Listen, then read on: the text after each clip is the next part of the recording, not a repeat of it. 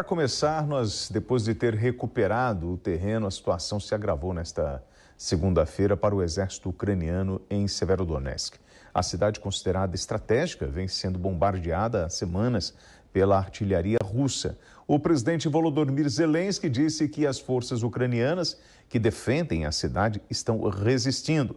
Mas o que os russos são mais numerosos e mais poderosos. O presidente visitou a frente leste no domingo para verificar pessoalmente a situação operacional na linha de frente. De acordo com Zelensky, entre 10 mil e 15 mil civis permanecem em Severodonetsk, a maior cidade que permanece sob o controle ucraniano na região de Luhansk. O conflito com a Rússia se transformou em uma guerra de desgaste, né, Fabi? Quem vai suportar tamanha pressão com tantos bombardeios, com tantas perdas e ainda com civis no meio deste confronto? Com toda certeza, William, mas é muito simbólico a visita dos Zelensky às tropas ucranianas. Tudo que os ucranianos têm neste momento é exatamente isso, a moral. A moral da tropa ucraniana, creio eu, que seja muito mais elevada do que a moral da tropa russa. Principalmente pelos motivos, a motivação. Os ucranianos estão defendendo a sua própria terra e eles que foram invadidos. E aí eles têm o seu próprio líder que vai até eles dizer, né, como está a situação. Isso faz com que esses homens, até mulheres, a gente sabe que tem bastante gente lutando mesmo, como você bem disse, até civis estão no meio dessa luta, faz com que eles tenham esperança. Então é importante também eles terem aquela noção de nação, de pátria, que com toda certeza, por mais que sejam invadidos, por mais que eles estão sofrendo muito, essa noção não é tão fácil assim se perder. Então, ao meio de 103 dias de guerra, extremo conflito mesmo, que a gente está acompanhando, infelizmente, é duro de ver, é difícil a gente lidar com isso em tempos, né, em ano 2022, mas é importante também saber que se existe o mal, né, e a guerra, também existem pessoas que estão preocupadas e preocupadas com a vida dessas pessoas. Então, eu acho que a visita do Zelensky foi muito importante e vamos acompanhar ao longo dessa semana, porque infelizmente aquela região do Donbás parece que os russos estão concretizando para eles como território russo. Fabi, e com esses 100 dias, né, de conflito, a gente vê as imagens aqui na Jovem Pan de pessoas atravessando um rio numa plataforma de madeira, né, mulheres e crianças apoiadas por voluntários, pontes destruídas. Apareceu a imagem de um cão, né? E existem relatos das pessoas que abandonaram seus animais de estimação porque não conseguem fazer essa travessia com os bichos. As imagens dos abrigos, né, que as pessoas utilizaram em estações do metrô, em subsolo de fábricas. E numa imagem, para você que acompanha o rádio agora, eu mostro uma criança dançando, né? Apareceu essa criança dançando no saguão ou num abrigo de uma estação do metrô. E como essas crianças estão sofrendo com baixas temperaturas, se deslocando. Nós estamos com mais de 7 milhões de refugiados que foram para a Polônia e outros países na Europa buscando abrigo. Para a gente atualizar a guerra na Ucrânia, eu gostaria de receber agora o professor e coordenador do curso de Relações Internacionais das Faculdades Rio Branco, José Souza. O senhor também é doutor em Ciência Política. E nós falávamos aqui dos bombardeios, dos civis que estão no meio e dessa mudança, né, de território por parte dos ucranianos que foram buscar abrigo em outras nações. Qual é o resumo que o senhor traz para a gente desses 100 dias e de todo esse drama que o ucraniano está vivendo? Bom, boa noite, William. Boa noite. Obrigado pelo convite. Eu entendo que a palavra que você usou traduz bem esses 100 dias de conflito entre Rússia e Ucrânia, né? É uma situação dramática. Essas pessoas vivem aí um drama. A gente pode entender já uma diáspora ucraniana na Europa e inúmeros desafios a partir dessa situação para a configuração política, para a proposta política europeia, né? Se a gente for focar um pouco aí na Europa Ocidental, e uma incerteza muito grande sobre o contexto regional, qual vai ser o desfecho desse conflito, quais serão os acordos, como que a gente deixa essa situação de conflito e parte para uma situação de maior estabilidade, como que a Europa retoma a estabilidade depois desse conflito, é a grande pergunta que a gente tenta responder e tenta analisar, e é absolutamente de difícil resposta, né? Então, o ministro ucraniano prevê aí um final de conflito para o final desse ano, e o que já é um conflito bastante longo para que no início, né, para quem no início não considerava a possibilidade de conflito, e se considerássemos a possibilidade de conflito, seria um conflito de curta duração. E agora a gente já está falando aí de um conflito de meses, quase um ano de conflito ao todo. Fabiana Barroso, comentarista PAN. Boa noite. Eu gostaria de saber do senhor o que o senhor acha se essa guerra chegar até, como falou aqui o ministro ucraniano, até o final, o começo do inverno deles, e como que vai sobreviver a Europa? Quais as condições? Você acha que realmente vai ter um aperto, uma exigência para que esse conflito acabe antes do período que não é só a energia, né? A gente não o gás lá é transformado em energia, e também as baixíssimas temperaturas servem para aquecer todo o leste europeu e a Europa mesmo, a Europa que a gente conhece, Portugal, Espanha, Itália e demais países ali. O senhor acha que vai ter uma cobrança muito maior para que esse conflito acabe mesmo? Essa é uma ótima questão, né? Porque quando a gente pensa no inverno europeu e principalmente a Rússia tem uma questão estratégica aí de guerra por exaustão, né?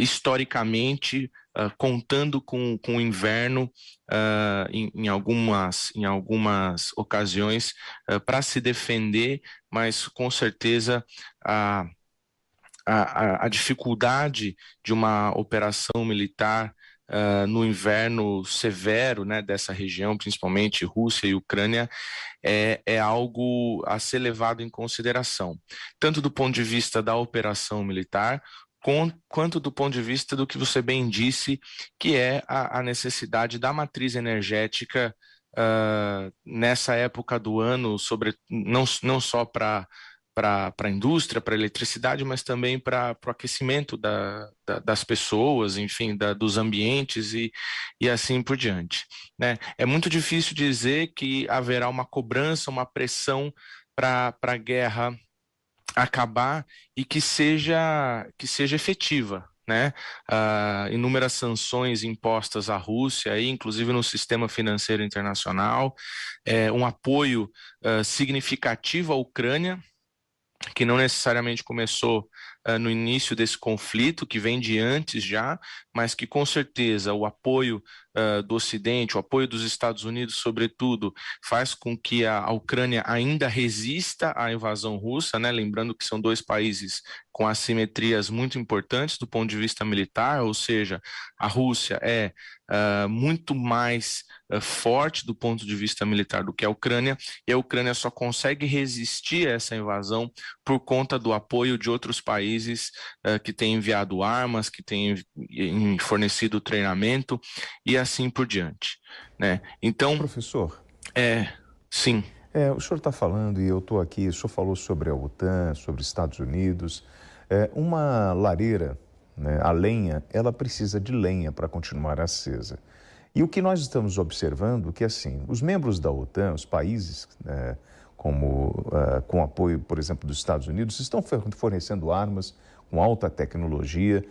Existe até um questionamento que essas armas elas precisam de técnicos para operá-las, e o exército ucraniano não tem essa capacitação técnica. Ele leva um tempo para aprender a manusear esse tipo de armamento, mas o que a gente observa é que, assim, por mais que você tenha as sanções contra a Rússia, você tem ainda, principalmente por parte do governo americano e dos membros da OTAN como um todo, fornecendo essa lenha e estimulando a resistência ucraniana, estimulando o conflito. Porque se a Ucrânia não tivesse esse suporte, ela já teria estendido a bandeira branca, ou não? Bom, a gente estaria vendo, se a Ucrânia não tivesse esse suporte, a Rússia teria tomado pelo menos metade do país, né? A Rússia teria expandido seu território e o cálculo político a partir dessa situação seria qual é a capacidade da Rússia ou a intenção da Rússia, quais as próximas intenções da Rússia em relação a outra metade, se fosse o caso, né, da Ucrânia, ou a outros países, ou a outras regiões estratégicas, e assim por diante. É difícil dizer que esse tipo de suporte à Ucrânia estimula a guerra, né? Eu diria que ele acaba prolongando a guerra, mas eu não sei se estimulando, uma vez que trata-se de uma invasão russa, né? De uma projeção russa bastante significativa aí, com a eclosão desse conflito no dia 24 de fevereiro, né? Então, é bem difícil calcular um certo estímulo ao conflito. Fato é que a articulação europeia de defesa está cada vez mais intensa, se organizando. Inclusive, Dinamarca, semana passada, acabou aderindo aos acordos de defesa da União Europeia, né? Então, é mais ou menos esse movimento que a gente observa. A provocação que eu faço ao senhor é o seguinte: é claro que existe toda esse sentimento, né, de repulsa à ação do russo, que não tinha o direito à guerra e foi lá, invadiu o território ucraniano e ninguém sabia até onde ele vai e ninguém sabe até hoje qual é o objetivo do Putin, mas fato é que nós não podemos tirar desse cálculo matemático o setor financeiro, a indústria bélica, que está se beneficiando muito com essa guerra dentro do território ucraniano. A indústria bélica quer mais que esse conflito se estenda mais 1 ano, 2 anos, o tempo que for necessário para continuar vendendo munições e armas, ou não? Bom, qualquer conflito estimula a produção de armamentos, né? Estimula determinada indústria. Mas não somente um conflito, nós temos outros conflitos em curso no mundo, né? Nós temos, enfim, essa é uma indústria muito poderosa e que se move e que acaba se proliferando de diversas maneiras, né? Você pode até ver a cultura armamentista que os próprios Estados Unidos têm, né? E que a gente tem observado aí os tiroteios, né? Outro infortúnio que a gente acaba observando no noticiário. Então, essa indústria, ela é presente e ela tem inúmeros subterfúgios, né? Também acho difícil colocar toda a lógica de conflito entre Rússia e Ucrânia um pouco assim na conta da indústria bélica. Eu acho que é um elemento importante, com certeza, mas a gente tem uma estabilidade do continente europeu de 70 anos em jogo, né? Desde o final da Segunda Guerra Mundial, a gente tem um processo de integração europeu que se aprofunda e se alarga, não sem crises, né? Não sem dificuldades. Ele passa mais de meio século se aprofundando e se alargando, e é um processo que está em crise, de certa forma, assim como o multilateralismo de uma maneira mais ampla, todo em crise.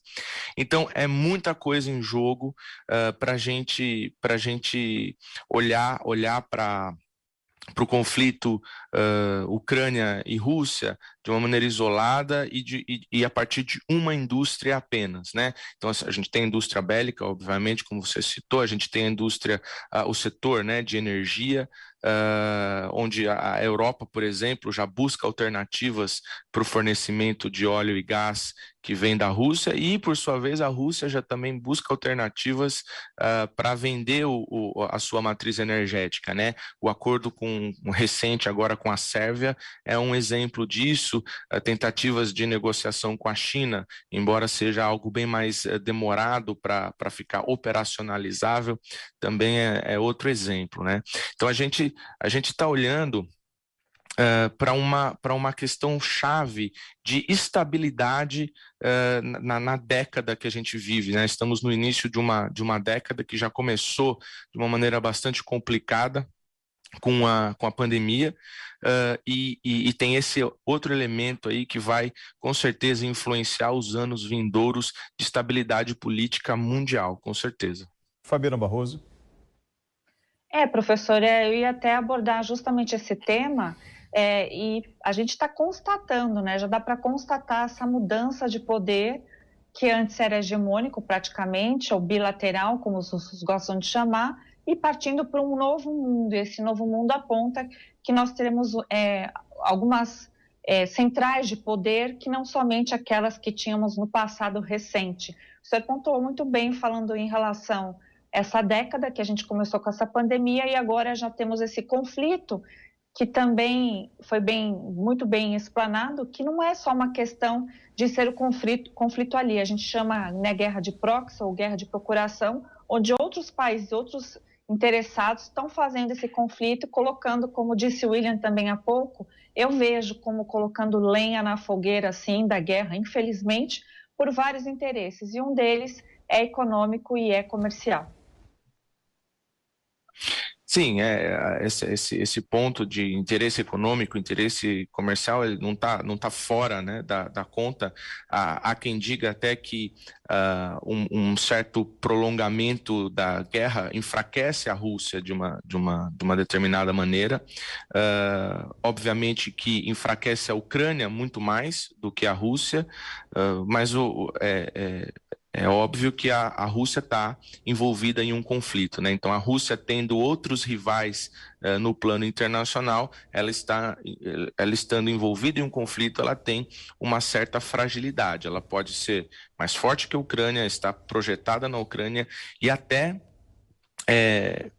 conseguir alguns objetivos, né? Nessa incursão dentro da Ucrânia.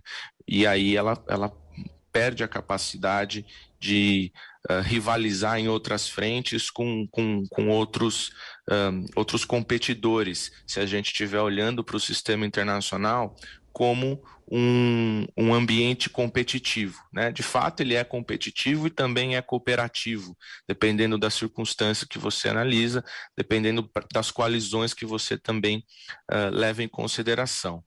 Então, o ponto que eu acho importante a gente colocar é que nenhum desses atores, isoladamente, tem controle sobre os resultados que vão acontecer a partir desse conflito, né? Então, só para a gente colocar como exemplo, o Putin faz a invasão, é uma hipótese apenas que eu tenho, né? Ele achou que a invasão duraria um curto período de tempo, que ele conseguiria os objetivos facilmente. Não foi bem assim, estamos vendo que não foi bem assim, né? Por um outro lado, você tem os Estados Unidos e a OTAN como um todo apoiando a Ucrânia, mas também sem a capacidade de determinar os resultados exatos desse processo. Então, quando você tem um conflito desse tamanho, lembrando que a Ucrânia é um dos maiores países da Europa ainda, lembrando que a Ucrânia fazer parte da União Europeia é algo ainda distante por conta das assimetrias que isso leva para dentro da União Europeia, então é uma questão complicada também. Então a gente não tem ainda como controlar ou como prever e nenhum desses autores consegue olhar claramente para o resultado desse processo que a gente está vivendo, né? Então, nós vamos viver um período ainda de instabilidade mundial por conta dos preços de commodities, né? A Rússia tem uma produção de óleo e gás extremamente importante, a Ucrânia tem uma produção de grãos extremamente importante, então a gente olha com bastante atenção e com bastante cuidado, com bastante preocupação para esse processo, porque os preços desses elementos aí cruciais para o nosso modelo de vida, né, nos deixam numa situação extremamente sensível, né, sem ter tantas alternativas para esse fornecimento. Enquanto o senhor falava sobre esse olhar, né, nós temos olhamos de uma forma ampla para o conflito, tentando entender esse mapa da geopolítica, todas essas movimentações, esses fatores que interferem nesse conflito. E na imagem nós mostrávamos um sniper, que a função dele não é só neutralizar o inimigo, é observar o território e identificar os pontos a serem alcançados, qualquer tipo de resistência. E ele dava suporte a um operador de drone. A imagem era essa que nós estamos falando.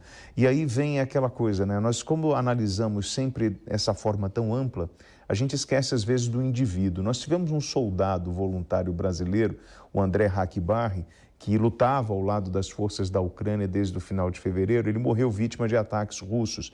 Inclusive, tem a imagem dele, a informação é de que é de 3 combatentes em mídias sociais. A família ainda não reconheceu notificação oficial, não recebeu, perdão, uma notificação oficial das Forças Armadas ucranianas ou do governo brasileiro. Caso a morte seja confirmada, o Hackbarry, de 43 anos, seria o primeiro soldado brasileiro a perder a vida em combate durante a guerra. Nascido em Porto Alegre, no Rio Grande do Sul, ele chegou à Ucrânia no final de fevereiro, pela fronteira com a Polônia, tendo ido até lá, pagando a passagem do próprio bolso. Antes de ir para a Ucrânia, ele esteve em Portugal, vindo de Fortaleza, onde morava. E aí, por que eu trouxe isso, professor? Porque, assim, nós temos um tempo de recuperação dessas cidades que foram devastadas. A economia precisa se recuperar depois desse conflito que está acontecendo dentro da Ucrânia. E, para além dos efeitos psicológicos nesta população que foi obrigada a sair do território, desses homens que entraram em conflito, que se reconheciam muito deles como irmãos em função da proximidade do território russo. Qual é o preço e o resultado final disso para a humanidade nesse novo ajustar do mapa geopolítico?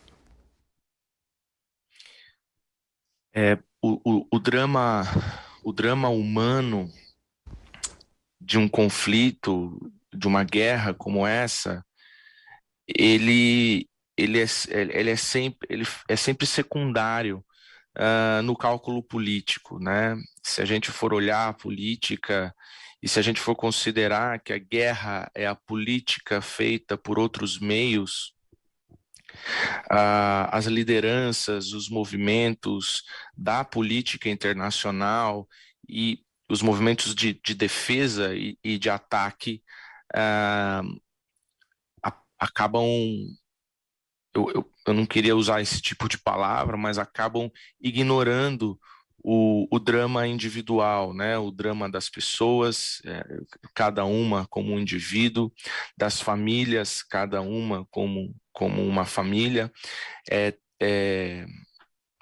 É muito cruel essa lógica, né? E que a humanidade repete, né? Deixando claro que a Ucrânia não é o único conflito que nós temos em curso, né? E nós temos 10 anos aí de um conflito na Síria ainda mal resolvido, né? As coisas um pouco mais estáveis, mas ainda mal resolvido. Então, a política internacional acaba sempre recorrendo a ao método violento, né? E se a gente for discutir sociedade também de uma forma mais ampla, os indicadores de segurança pública no Brasil têm características muito parecidas com um conflito interestatal, né? Que nós chamamos uma guerra entre dois estados nacionais, né? Então, aí eu é queria dramático pegar essa fala situação. E passar para a Fabi. Fabi, então, assim, a política ela não está, o objetivo não seria a gente negociar, a gente tratar convenções e acordos para que a sociedade viva em harmonia, né? E, na verdade, quando o professor fala sobre essa atuação política, né, dos interesses, a gente perde o interesse primário, que é o bem da sociedade. Com toda certeza, William. A gente tem que lembrar aqui como que nossa sociedade foi montada. E se nós temos leis, tratados, fronteiras, exércitos e todas as instituições que a gente reconhece como válidas, é justamente para nos afastar da barbárie e do poder anárquico. Então, quando a gente vê uma situação de guerra conflagrada como na Ucrânia, o professor também citou a Síria, dá para observar também países que quase ninguém fala, mas também sempre ocorre, como a África do Sul, sempre tem esses conflitos, nós vemos que o Estado perde o controle, as leis que são escritas positivadas não têm mais validade e fica a injustiça consumada. Aí você não tem nem a possibilidade de fazer justiça. Aí sim, a gente vê e repensa para que serve, então, a política a não ser, acima de tudo, e sempre com esse interesse, o foco de priorizar as células, que são as famílias, e aí, por consequência, a sua própria nação, por consequência também os conflitos e dirimir os problemas, né, reais de um mundo que tem várias nações, vários tipos de sociedade que tem que se respeitar e andar sempre coerente umas com as outras. A política ela serve para isso, mas todo ser individual ele é político e quando a gente fala em política nada mais é do que várias pessoas praticando isso na coletividade.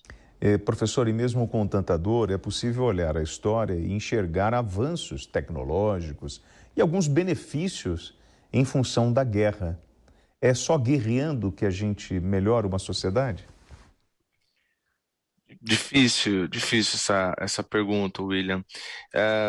Eu acho que, olhando de uma perspectiva mais larga no tempo, né, a sociedade tem avançado, né? Se você pegar os indicadores de expectativa de vida desde o século de 16 até agora, eles aumentam constantemente. E em períodos de guerra, né, o indicador reduz ali drasticamente, depois ele volta a expandir. A gente corre o risco de entrar num debate aqui da filosofia política, né? Então, se a gente retomar a Hannah Arendt, ela vai dizer que a política é consenso, e se retomarmos Carl Schmitt, ele vai falar que a política é conflito, né? Provavelmente nós temos lógicas de conflito e consenso em diferentes níveis no exercício da convivência humana, da convivência de diferentes pessoas e diferentes povos. O que a Fabiana colocou, né? Nós vivemos num sistema internacional anárquico. As ordens jurídicas dos estados, elas valem para dentro de cada estado, mas nós não temos um ordenamento jurídico com um polo de poder, né, com um poder legitimado, central no sistema internacional, que garanta que todas as outras unidades políticas obedeçam ou reportem a esse poder central. Então, essa ausência de uma autoridade central no sistema internacional indica que nós vivemos num sistema anárquico, né? Sim. Que ele tem o seu princípio de ordem, mas ele é anárquico. José Souza, ele que é professor e coordenador do curso em Relações Internacionais da Faculdade em Rio Branco. Zé, obrigado aí pela sua participação aqui no Headline News.